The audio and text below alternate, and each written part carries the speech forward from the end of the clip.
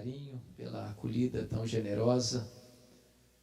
É uma honra para mim poder partilhar com vocês nesta noite, deste belíssimo encontro de pastores, a palavra de Deus. Eu quero repartir com vocês o texto que está em Apocalipse, capítulo 1, versos 9 a 13, e depois capítulo 3, versos 14 a 22. Primeiramente, capítulo 1, versos 9 a 13 de Apocalipse.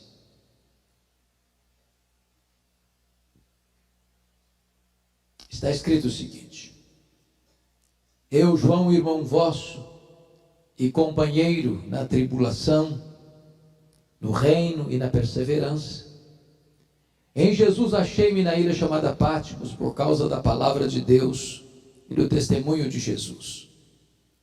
Achei-me espírito no dia do Senhor, e ouvi por detrás de mim grande voz, como de trombeta, dizendo: O que vês, escreve em livro e manda às 7 igrejas: Éfeso, Esmirna, Pérgamo, Tiatira, Sardes, Filadélfia e Laodiceia. Voltei-me para ver quem falava comigo, e voltado vi 7 candeeiros de ouro, e no meio dos candeeiros um semelhante a filho de homem. Agora capítulo 3, verso 14. Ao anjo da igreja em Laodiceia escreve: Estas coisas diz o Amém, a testemunha fiel e verdadeira, o princípio da criação de Deus. Conheço as tuas obras, que nem és frio nem quente. Quem dera fosses frio ou quente. Assim, porque és morno, nem és quente nem frio, estou a ponto de vomitar-te da minha boca. Pois dizes: estou rico e abastado, e não preciso de coisa alguma. E nem sabes que tu és infeliz, se miserável, pobre, cego e nu. Aconselho-te que de mim compres ouro refinado pelo fogo, a fim de te enriqueceres, vestiduras brancas para te vestires, a fim de que não seja manifesta a vergonha da tua nudez, e colírio para ungir os teus olhos, a fim de que vejas. Eu repreendo e disciplino a quantos amo. Sê, pois, zeloso e arrepende-te. Eis que estou à porta e bato. Se alguém ouvir a minha voz e abrir a porta, eu entrarei, cearei com ele e ele comigo. Ao vencedor dar-lhe-ei sentar-se comigo no meu trono, como eu venci e sentei com meu Pai no seu trono. Quem tem ouvidos, ouça o que o Espírito diz às igrejas. Amém. Irmãos, os dias mais sombrios e amargos da história da igreja, no primeiro século, haviam chegado. Desde que Nero, com 17 anos de idade, no ano 54, substitui Cláudio como imperador romano. Ele era um homem louco, devasso, truculento, que mandou matar sua própria mãe. Desde que ele assumiu o governo, é que as nuvens escuras, preanunciando uma terrível tempestade, se formaram no horizonte. 10 anos depois, precisamente no dia 17 de julho do ano 64, uma grande tragédia acontece. A maior, mais poderosa, mais populosa cidade do mundo, a cidade eterna, Roma, a capital do império, foi criminosamente incendiada. Foram 7 noites e 6 dias de incêndio, de 17 de julho a 24 de julho. Nero assistia este horrendo espetáculo, vestido de ator, tangendo a sua lira, do alto da torre de Mecenas. Quando o incêndio acabou, dos 14 bairros de Roma, 10 tinham sido devastados pelas chamas. Os 4 bairros que não foram devastados, densamente povoados por judeus e cristãos, dão a Nero um álibi para botar a culpa do incêndio de Roma nos cristãos. E começa um verdadeiro massacre sobre os cristãos.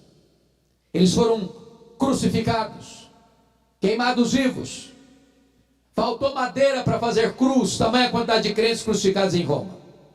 Quando não tinha mais madeira para fazer cruz, os crentes eram amarrados em postes, cobertos de piche e queimados vivos para iluminar as noites de Roma. Chegou o ano 66, explode a guerra judaica em Israel, mormente em Cesareia Marítima, quando uma sinagoga judaica fora profanada e os zelotes, que nunca foram concordantes com o governo de Roma e Israel, se rebelaram. Roma manda para lá o general Tito para tentar contornar aquele motim. Ano 68, Nero é deposto pelo Senado romano e comete suicídio. Ano 70, a rebelião em Israel está incontrolável.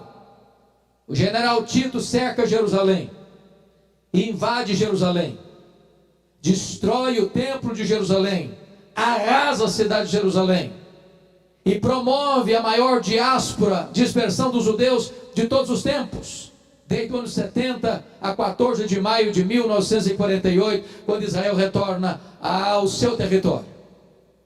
Nesse mesmo ano 70, Vespasiano inaugura em Roma o Coliseu Romano, o Anfiteatro da Morte, que em 100 dias de inauguração, mais de 10.000 crentes foram mortos com requintes de crueldade, enrolados em peles de animais e jogados na arena, para os cães morderem, para os touros pisotearem e para os leões esfaimados da Líbia devorarem. Um verdadeiro massacre. Ano 81, assume o governo de Roma Domiciano. Ele é chamado de segundo Nero ou Nero Redivivo, pela maneira truculenta com que ele perseguiu os cristãos. Este foi o primeiro imperador romano a arrogar para si o título de Senhor e Deus. Foi este imperador que deporta o apóstolo João, então pastor da igreja de Éfeso, para a ilha vulcânica do Mar Egeu, uma colônia penal, a ilha de Patmos. Vale destacar que a essas alturas, todos os demais apóstolos já estavam mortos, e mortos pelo viés do martírio. João era o último representante do colégio apostólico, e certamente o propósito de Domiciano era calar a sua voz, era jogar uma pá de cal na igreja já tão sofrida. João então é levado, já no final da sua jornada pastoral, para esta ilha, onde ele ficou solitário, sozinho. Todas as portas se fecharam para ele na terra. Entretanto, quando todas as portas se fecharam para ele na terra, Deus abriu-lhe uma porta no céu e disse: sobe para aqui, e eu te mostrarei não as coisas que talvez aconteçam, não as coisas que podem acontecer, eu te mostrarei as coisas que devem acontecer. Na verdade, os homens acham e pensam que eles estão no controle da história, mas quem tem as rédeas da história é o Deus Todo-Poderoso. Aquilo que parecia ser o ponto final da história da igreja, e seria a pá de cal que haveria de sepultar as esperanças da igreja, foi a porta da esperança, porque ali Deus se revela a João e mostra o seu plano para a história se consumando na gloriosa segunda vinda do Senhor Jesus Cristo. Era um dia de domingo, era o dia do Senhor, quando João escuta atrás dele uma voz como de trombeta dizendo: que vês, escreve em livro e manda às 7 igrejas: Éfeso, Esmirna, Pérgamo, Tiatira, Sardes, Filadélfia e Laodiceia. Quando ele se volta para ver quem falava com ele, ele não vê quem falava com ele. Ele vê os 7 candeeiros de ouro, ele vê as 7 igrejas, e no meio das igrejas um semelhante a filho de homem. Na verdade, o mundo só pode ver Jesus na igreja e através da igreja. Mas o Cristo que João vê não é mais aquele Cristo dobrado sobre os seus joelhos, angustiado até a morte, chorando e sangrando. O Cristo que João vê não é o Cristo cuspido e esbordoado do sinédrio judaico. O Cristo que João vê não é o Cristo vilipendiado, espancado do pretório romano. O Cristo que João vê não é aquele que caminha em sangue debaixo do leio maldito pelas apinhadas ruas de Jerusalém, sobre os apupos e vaias de uma multidão ensandecida. O Cristo que João vê não é o Cristo pregado naquele leito vertical da morte. O Cristo que João vê é o Cristo vencedor, é o Cristo vitorioso. Os seus cabelos são brancos como a neve, os seus olhos são como chamas de fogo, os seus pés são como de bronze polido. A sua voz não está mais embargada pela sede, mas é como voz de muitas águas. As suas mãos não estão mais presas ao leio, mas sustentam a igreja. O seu rosto brilha como o sol no seu fulgor. Quando João vê o Cristo da glória, diz a Escritura que ele cai como morto aos seus pés. E o Senhor põe a mão direita sobre ele, diz: não temas, João, eu sou o primeiro e o último. Eis que eu estive morto, mas estou vivo pelos séculos dos séculos, e tenho as chaves da morte e do inferno. Nós não estamos aqui hoje adorando o Cristo que esteve vivo e está morto. Nós estamos adorando o Cristo que esteve morto, mas está vivo pelos séculos dos séculos.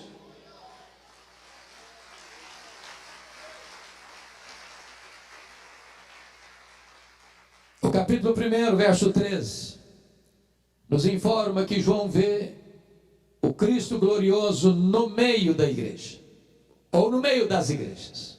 E eu quero dizer a você, e eu creio firmemente nisso, e certamente você também, que Jesus está aqui entre nós nesta noite. É porque Ele está aqui que nós viemos aqui. E só porque Ele está aqui é que esta reunião se reveste de tanta importância.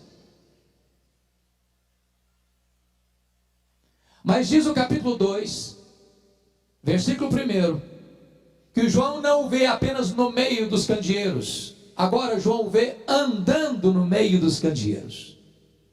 Eu quero dizer para você que Jesus está aqui andando entre nós, para nos sondar, para nos exortar, para nos corrigir, para nos disciplinar, para nos consolar, para nos fazer promessas.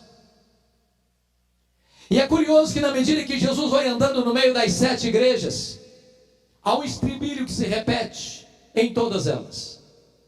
E o estribilho é este: eu conheço, eu conheço,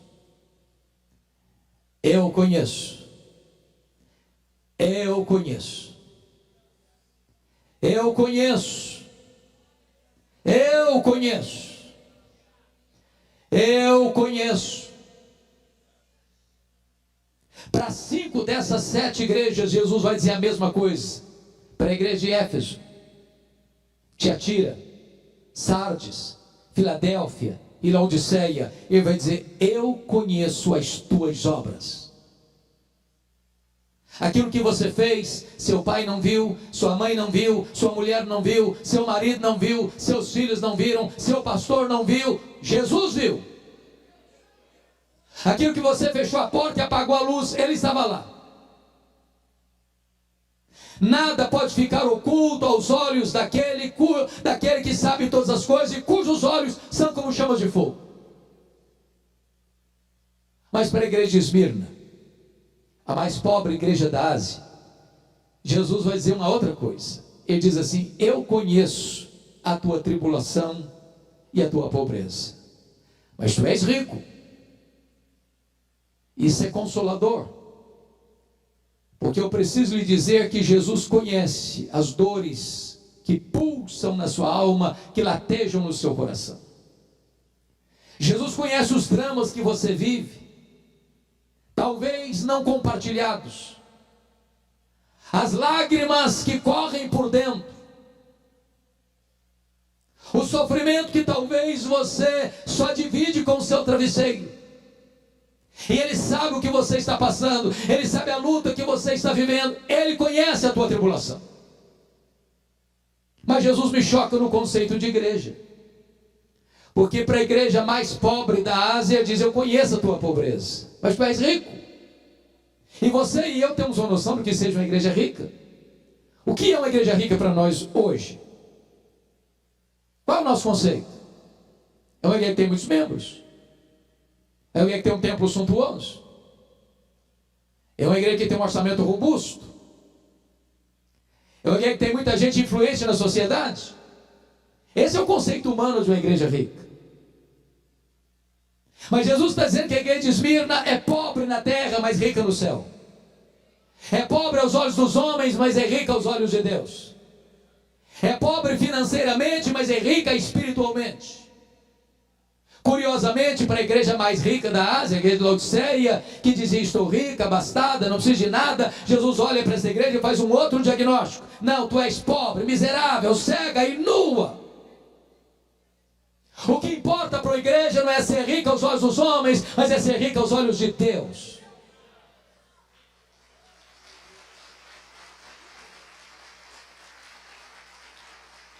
Mas para a igreja de Pérgamo, Jesus vai usar uma outra expressão. Ele vai dizer assim: eu conheço o lugar onde tu habitas, onde está o trono de Satanás. Por que Jesus disse isso sobre Pérgamo? Possivelmente por dois motivos. Primeiro, vocês sabem que Pérgamo era a segunda maior cidade da Ásia, só perdia para Éfeso, que era a capital. Quando se disputou na Ásia qual cidade construiria o primeiro templo de adoração ao imperador com uma divindade, Pérgamo ganhou a concorrência de Éfeso. Então, muito provavelmente, Jesus está dizendo o seguinte: qualquer lugar onde um homem é venerado, aí está o trono de Satanás. Porque todo humanismo idolátrico é satânico. Deus não divide a sua glória com ninguém. Toda a glória dada ao homem é glória vazia, é vanglória, é idolatria, é abominação para Deus. Segundo lugar,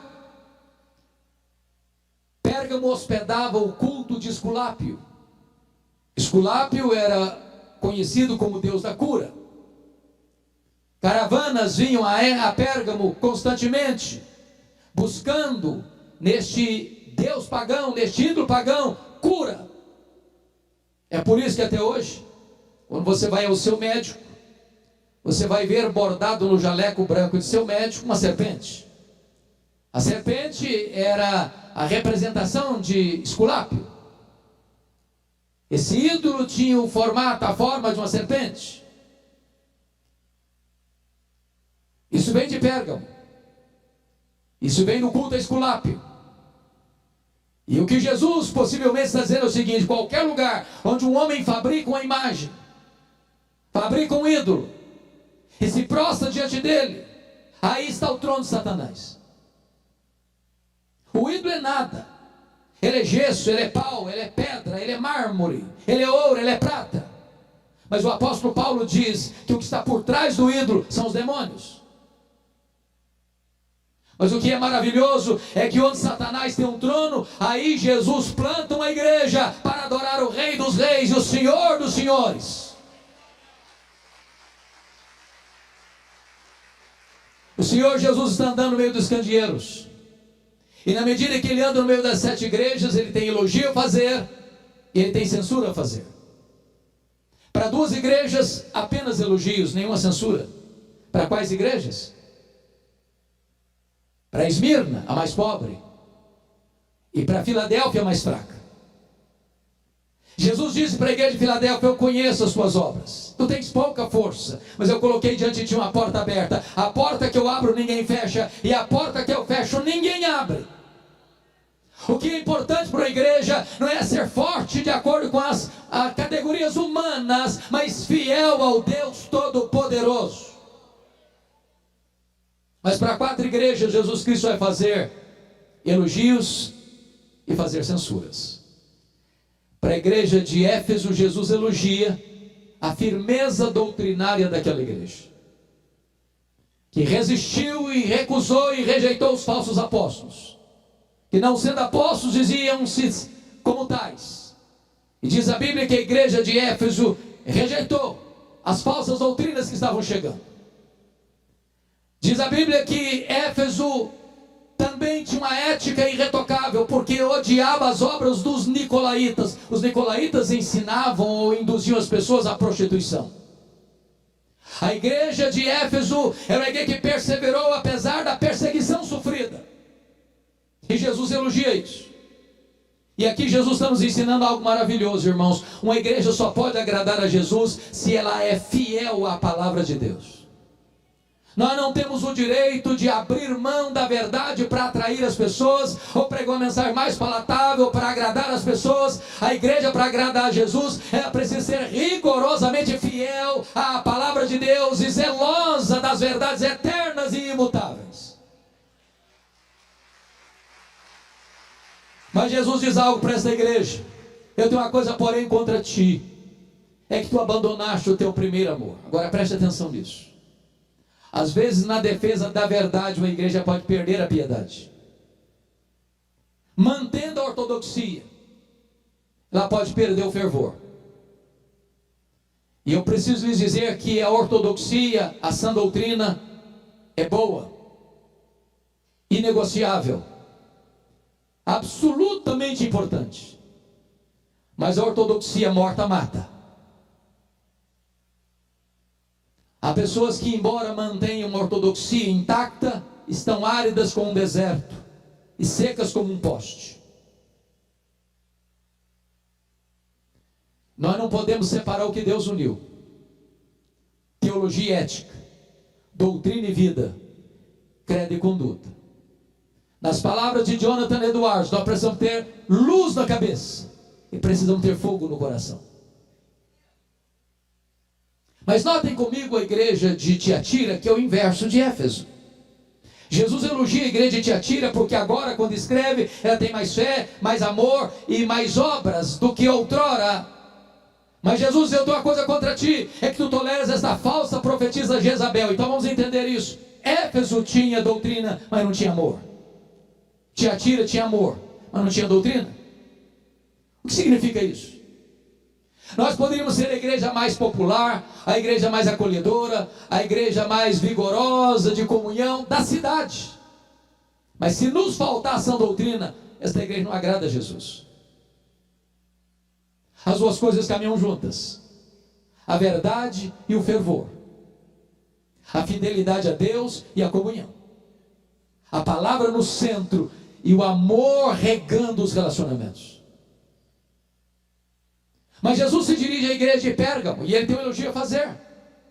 Naquela igreja tem gente fiel ao Senhor, a ponto de, está escrito aí, que Antipas, o líder da igreja, ter dado a sua vida por sua fidelidade a Cristo. Ele foi martirizado. E aí o texto não diz, mas a história diz que Antipas morreu carbonizado dentro de um boi de bronze encandecido. Mas nesta mesma igreja que tem gente morrendo pela sua fé, tem gente flertando com as doutrinas de Balaão, vivendo uma vida mundana. Meus irmãos, Deus tem me dado a bênção de percorrer o Brasil. Já preguei mais de 1.500 igrejas das mais diversas denominações na nossa pátria. E de vez em quando as pessoas me fazem perguntas. E uma pergunta muito comum é esta: pastor, qual a avaliação que o senhor faz da igreja evangélica brasileira?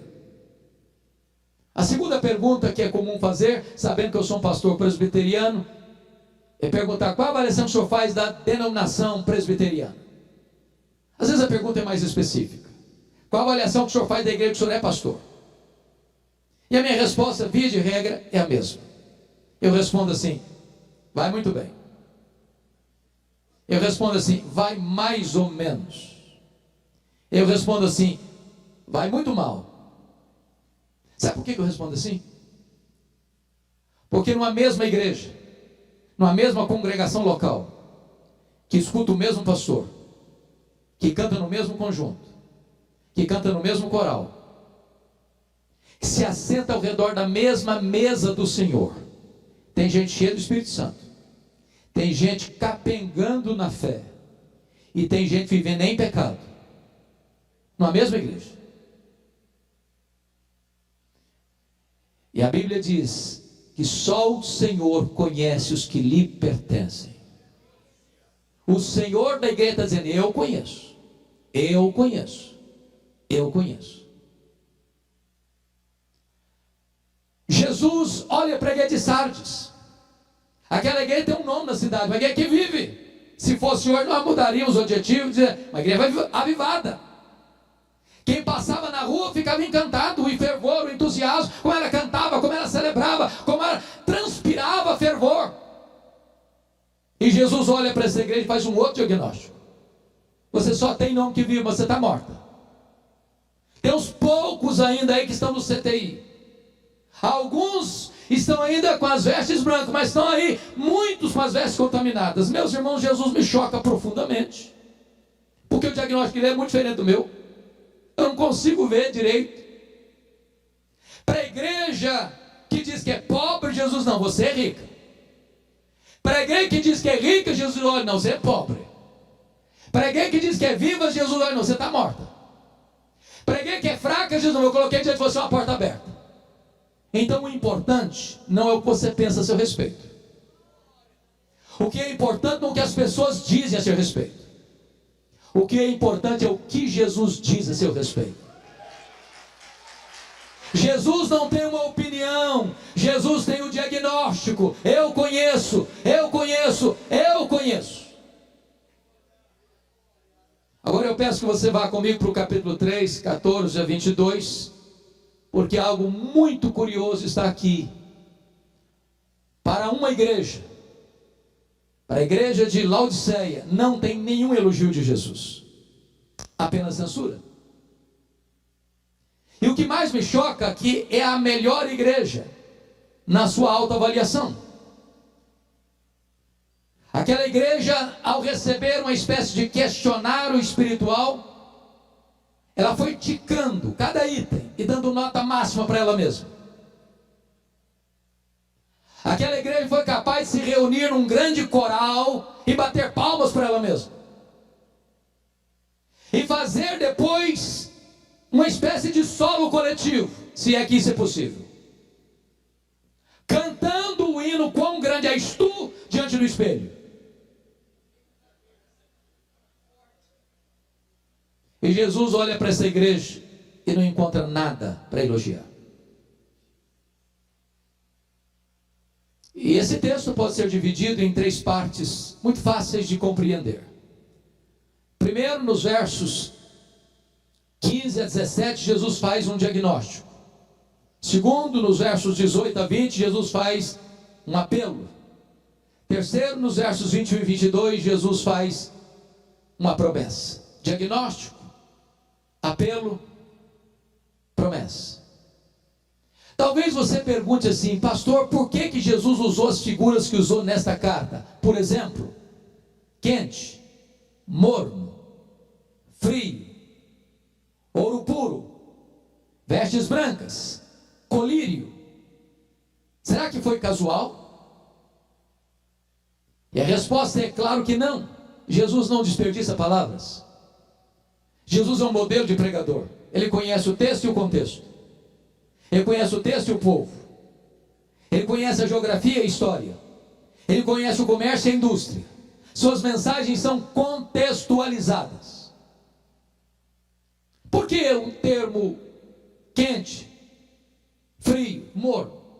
Vocês bem sabem que a cidade de Laodiceia ficava às margens do rio Lico. E essa era a região mais rica da Ásia Menor. Vocês sabem também que havia ali uma espécie de região metropolitana, 3 cidades, 9 quilômetros, uma distante da outra.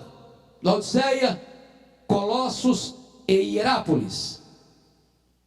Quando você vai hoje na Turquia asiática visitar essas cidades, você vai notar que lá em Laodiceia, ainda hoje, nas ruínas, você vai ver um monte de rochas calcárias brancas, chamado Castelo de Algodão, de onde brotam águas quentes, tépidas, aliás, quentes, verdadeiramente quentes, onde as pessoas vão até hoje tomar banhos terapêuticos. É a nossa Caldas Novas brasileira. Só que do outro lado do rio Lico ficava Colossos, também uma cidade importante naquela época, que tinha fontes de águas frias, geladas, também terapêuticas. Mas Laodiceia, a maior cidade metropolitana, não tinha fontes nem de águas quentes, nem de águas frias.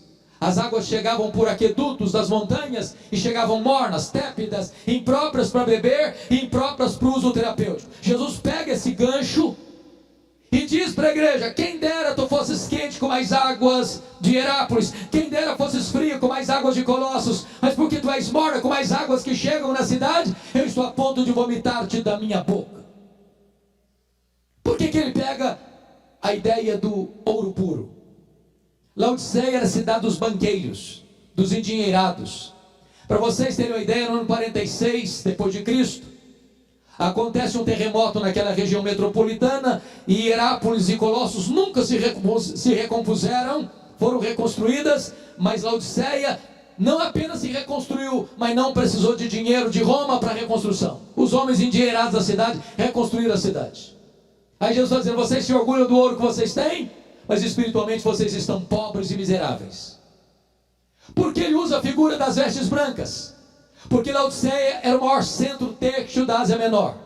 A lã negra era, naquela época, um dos produtos mais cobiçados em toda a Ásia Menor, produzida em Laodiceia. O que o texto está dizendo é o seguinte: Jesus está dizendo para eles: vocês se orgulham das suas fábricas de roupas, mas espiritualmente vocês estão nus.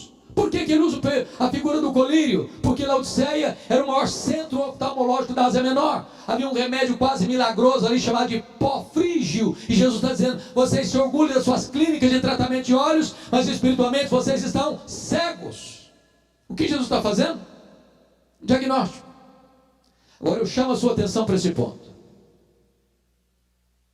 Quando eu leio as 7 cartas, isso me choca muito. O que me impressiona não é o que Jesus vê, é o que ele não vê. Porque se você percebe nas 7 cartas, não há nesta igreja que só provoca náuseas em Jesus e não tem nada para elogiar. Jesus não faz nenhuma denúncia doutrinária. Não tem falsos apóstolos, não tem falsos profetas, não tem falsos mestres, não tem doutrina de Balaão, não tem doutrina de Nicolaíta, não tem doutrina de Jezabel. A igreja de Laodiceia, diríamos hoje, era uma igreja ortodoxa, sadia teologicamente, mas está provocando náuseas em Jesus. Leia as 7 cartas e você não terá nenhuma denúncia de Jesus de problemas morais. Tem problemas morais em Pérgamo, tem problemas morais em Tiatira, tem problemas morais em Sardes. A igreja de Laodiceia não recebe nenhuma censura moral. Diríamos hoje, é uma igreja eticamente saudável. Ela tinha um bom conceito lá fora e um bom conceito aqui dentro, mas está causando náuseas no Senhor Jesus. Leia as 7 cartas e vocês não verão qualquer sinal de pobreza material nessa igreja. Tinha pobreza material em Esmirna, tinha pobreza material em Filadélfia. Eu acho que os teólogos da prosperidade não fariam sucesso lá, porque todo mundo já era próspero. Mas essa igreja que é próspera financeiramente está provocando náuseas no Senhor Jesus. Leia as 7 cartas e vocês verão que tem perseguição política em Éfeso, tem perseguição religiosa em Pérgamo, mas a igreja de Laodiceia está em paz, no mundo em convulsão, em paz, mas está provocando náuseas no Senhor Jesus. Agora deixa eu lhe dizer uma coisa: se você e eu morássemos naquela região, naquele tempo, sabe qual a igreja que nós gostaríamos de ir e levar nossa família? Para a igreja de Laodiceia. Era a melhor igreja, aos olhos da sociedade e aos olhos dela mesma. Mas então o que é que Jesus viu nessa igreja que lhe trouxe tanto desconforto? Uma coisa só: falta de fervor espiritual. Colocar a vida espiritual no piloto automático. As coisas estão acontecendo, está indo tudo muito bem, todas as coisas estão no lugar certo, mas não tem mais fervor, não tem mais entusiasmo, não tem mais alegria, não tem mais brilho nos olhos, não tem mais coração aquecido, não tem mais quebrantamento, não tem mais sede de Deus, não tem mais fervor na oração, não tem mais prazer nas vigílias, não tem mais paixão pelas almas. As coisas estão acontecendo, mas sem qualquer vibração espiritual. Falta avivamento. Irmãos, eu disse para vocês que pela graça de Deus eu tenho pregado em muitas igrejas, em centenas de igrejas, das mais diferentes denominações. Em outras palavras, eu tenho pregado em igrejas ultra-ortodoxas. Sabe o que significa isso? Se um mosquito voar durante o culto, você escuta. É um silêncio quase sepulcral. Mas já tem pregado em igrejas ultra-pentecostais. E é um barulho tão grande, tão grande, tão grande. Vocês mesmo, calma, calma, gente, calma, calma. E sabe o que eu tenho descoberto, irmãos? Fervor não tem nada a ver com estilo de culto. Nada a ver. O que impressiona os homens não impressiona Deus, não. Tem muito cacuete hoje que não passa de cacuete religioso e nada mais. Falar aleluia, dar glória a Deus, levantar a mão, chorar e fazer isso, aquilo, virou teatro, virou encenação. O Senhor conhece o coração. O Senhor está procurando gente cujo coração seja totalmente dele. Falta, igreja, sede de Deus, fome da palavra, fome das coisas lá do alto. Falta fervor, falta quebrantamento, falta choro pelo pecado, falta sede de oração, falta amor pelas almas, falta avivamento, irmãos.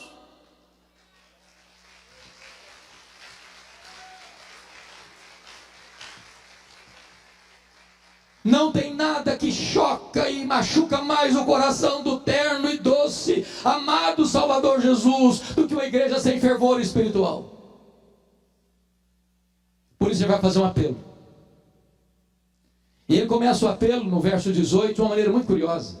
Aconselho-te que de mim compres ouro refinado pelo fogo, para te enriqueceres, vestiduras brancas para te vestires, a fim de que não seja manifesta a vergonha da tua nudez, e colírio para ungir os teus olhos, a fim de que vejas. Note você que ele se apresenta como um mascate. Um vendedor ambulante. Ele tem um produto para vender e o preço é de graça. E o produto é essencial. Mas ele está nos dando uma pista, nos dando a solução. Aconselho-te que tu compres de mim. Que tu compres de mim. Que tu compres de mim. Por que ele está dizendo isso? Você e eu já vimos pessoas na busca de fervor, se perdendo pelos labirintos do experiencialismo, da heterodoxia, do sincretismo religioso, buscando as últimas novidades do mercado da fé. E Jesus está dizendo: você quer avivamento, você quer fervor, você quer reacender as brasas que estão cobertas de cinzas no seu coração, você quer que esse fogo novamente encha a sua vida de entusiasmo, então é para mim que você tem que se voltar. Somente eu posso trazer de volta o fervor no seu coração. É Jesus. A solução para a igreja é Jesus. O remédio para a igreja é Jesus. A resposta para a igreja é Jesus. O avivamento da igreja é derramado pelo Senhor Jesus. Quando aqueles dois caminhantes de Emaús tiveram os seus olhos abertos, o coração deles foi aquecido. E quando os olhos se abrem, o coração se aquece, os pés se apressam. E quando os olhos se abrem, o coração aquece, os pés se apressam, os lábios se abrem para dizer que Ele ressuscitou e que Ele é a razão da nossa vida. Aí chega no verso 19, Jesus tem uma declaração a fazer e uma ordem para dar. E a declaração é esta: eu repreendo e disciplino há quantos anos? Eu confesso, pastores queridos, que às vezes eu me sinto até constrangido em pregar nesse texto. Jesus está pegando pesado comigo, possivelmente com você também. Para mim, náusea é pior que dor. O Filho de Deus está nauseado. Mas por que ele está pegando pesado? Ele está dizendo o seguinte: sabe por que eu estou pegando pesado com você? Porque eu amo você. Porque eu não abro mão da sua vida. Porque eu não desisto de você. Eu não fui para a cruz, eu não morri e ressuscitei. Eu não voltei para o céu e derramei o Espírito Santo para produzir um crente apático, insosso, morno. Eu não abro mão de que você experimente a plenitude do Espírito. Então estou repreendendo você, porque eu amo você. Eu não permito que você continue vivendo essa mesmice, colocando a vida cristã no piloto automático. Que você seja um crente morno, apático.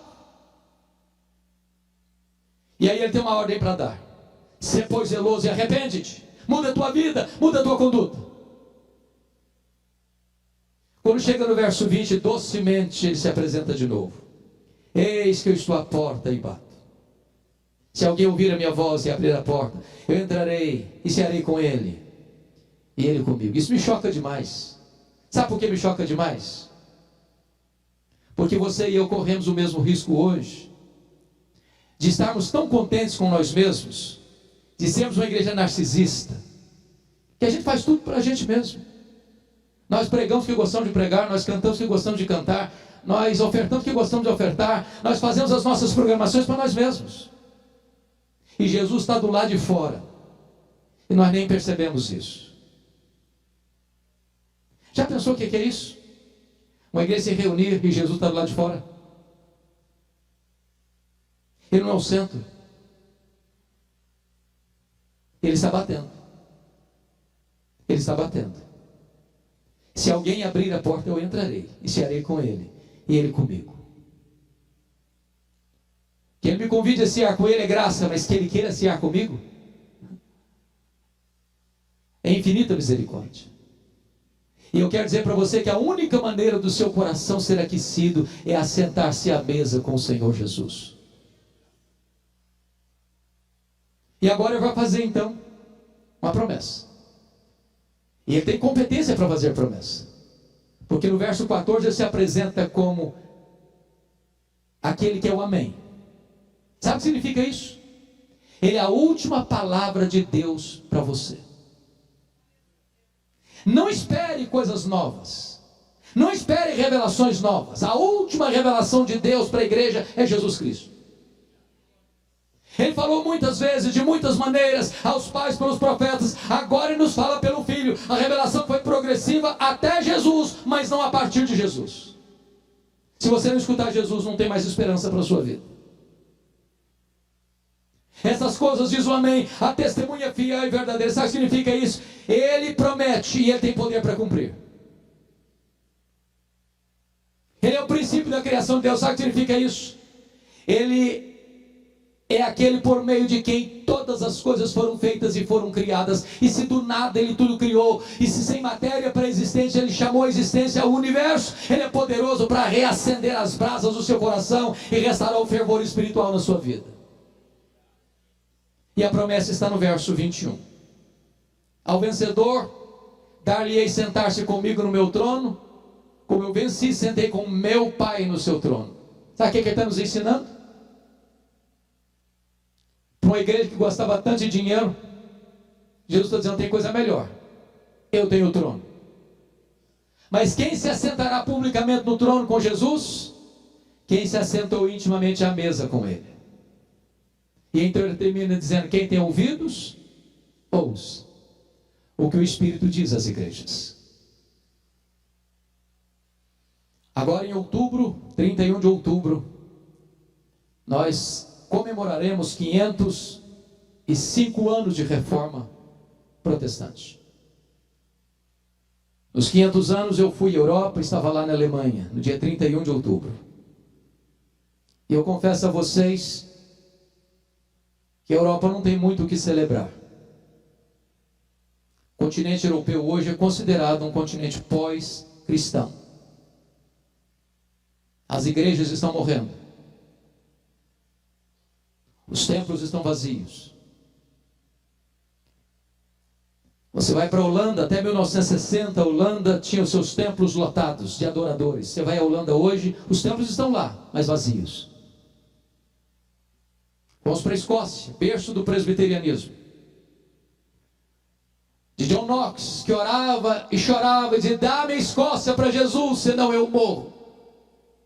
Entramos num dos templos mais belos de Edimburgo, perto do castelo. E quando eu entrei, não tinha banco nem púlpitos, nem púlpito, era um bar. O templo agora era um bar.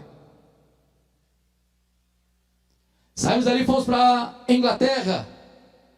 A Inglaterra dos grandes avivamentos. George Whitefield, John Wesley, William Carey, William Wilberforce, John Charles Weil, Charles Haddon Spurgeon, Mark Lloyd Jones, John Stott. Hoje a Inglaterra tem menos de 4% da sua população frequentando um templo evangélico. Os templos estão sendo vendidos, transformados em mesquitas muçulmanas, em bares, em museus, em boates.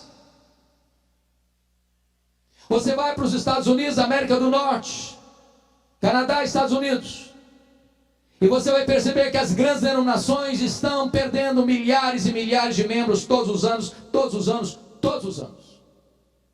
O liberalismo teológico entrou nos seminários e disseminou ceticismo, e as igrejas estão morrendo. Recentemente eu estive pregando uma conferência em Nova York, e fui após essa conferência pregar numa igreja Assembleia de Deus, e o pastor me levou num período de 30 minutos de carro, me mostrou 11 templos vazios que estavam sendo vendidos. Não tinha mais gente para frequentar. Por que as igrejas estão morrendo na Europa? Porque elas não ouviram o que o Espírito Santo disse a elas. Por que as igrejas estão morrendo na América do Norte? Porque eles não ouviram o que o Espírito Santo diz a eles. Mas não é só lá não, aqui também, irmãos. Aqui também. Nós temos denominações inteiras aqui no Brasil que já se renderam ao liberalismo. Seminários que não creem mais que a Bíblia é a palavra de Deus. E eu posso lhes dizer, qualquer igreja que subscreve o liberalismo, no mesmo dia ela assina o seu atestado de óbito. Mas há também grandes igrejas, mega templos, multidões, mas não tem evangelho. Não se prega sobre a graça, não se prega sobre a cruz, não se prega sobre a vida eterna, não se prega sobre a centralidade das Escrituras, não se prega sobre Jesus Cristo, o Filho de Deus, não se prega sobre a bem-aventurança eterna. E onde não tem palavra de Deus, não tem o Deus da palavra. Olha o Brasil, irmãos, e vocês verão igrejas ortodoxas, mas áridas, secas, que estão murchando. Sabe por quê? Porque elas não têm escutado o que o Espírito Santo diz a elas. Eu estou falando para pastores, para a igreja de Deus aqui reunida, ou a igreja do Senhor Jesus acorda enquanto é tempo. Ou nós mergulharemos nas penumbras de uma religiosidade falida. Deveríamos clamar aos céus para Deus soprar sobre nós o seu sopro, remover as cinzas e acender as brasas, e trazer sobre nós um poderoso avivamento espiritual. Esta é a maior necessidade da igreja evangélica brasileira. Que o Senhor tenha misericórdia de nós. Vamos orar. Se você hoje quer isso, precisa disso e anseia por isso, eu queria convidar você para vir aqui à frente. Nós vamos pedir a Deus que o Senhor sopre sobre nós o seu sopro e traga sobre nós um despertamento espiritual. Se você deseja vir, vem aqui à frente, nós vamos orar juntos.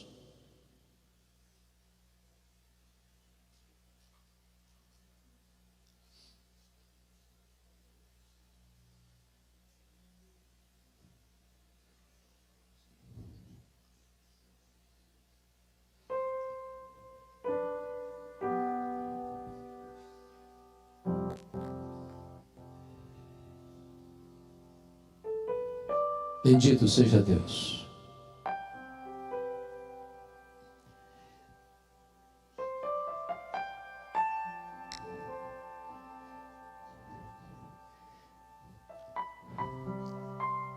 Ó Deus de toda graça, Pai de nosso Senhor Jesus Cristo, aqui está o teu povo, Senhor. Aqui está a noiva de Cristo, a tua igreja, povo que foi lavado e remido no sangue do Cordeiro. Deus, aqui estamos carentes da tua graça. Não queremos apenas olhar para fora e com tristeza constatar o esfriamento espiritual mundo afora. Nós queremos nesta noite olhar para o nosso coração e reconhecer a nossa vital e urgente necessidade um reavivamento espiritual. Restaura o fervor, Senhor, na vida da tua igreja. Remove a cinza, Senhor. Acende aquelas brasas que estão apagadas. Nós não queremos fogo estranho, nós não queremos nada que não proceda de ti. Mas queremos tudo que tu tens para nós. Não queremos ir além 1 centímetro, mas não queremos ficar aquém nem 1 centímetro. Tudo quanto tens para nós, queremos, Senhor. Renova o nosso coração. Renova o amor, o primeiro amor na nossa alma. Reaviva a tua igreja, Senhor. Toma o pastor que está aqui hoje, talvez com o coração machucado, das lutas da vida, das lutas pastorais. Reanima esse coração. Traz vigor novo neste coração. Traz alegria nova no ministério. Planta sonhos altaneiros neste coração. Renova as forças e renova o vigor, Senhor. Para que a tua igreja saia daqui hoje fortalecida na força do teu Espírito, revestida com o poder do Espírito Santo. Nós apresentamos nossa vida nas tuas mãos e oramos em nome de Jesus e para a glória de Jesus. Aleluia. Amém. Amém. Dê um abraço ao seu irmão, na sua irmã. Retorne ao seu lugar.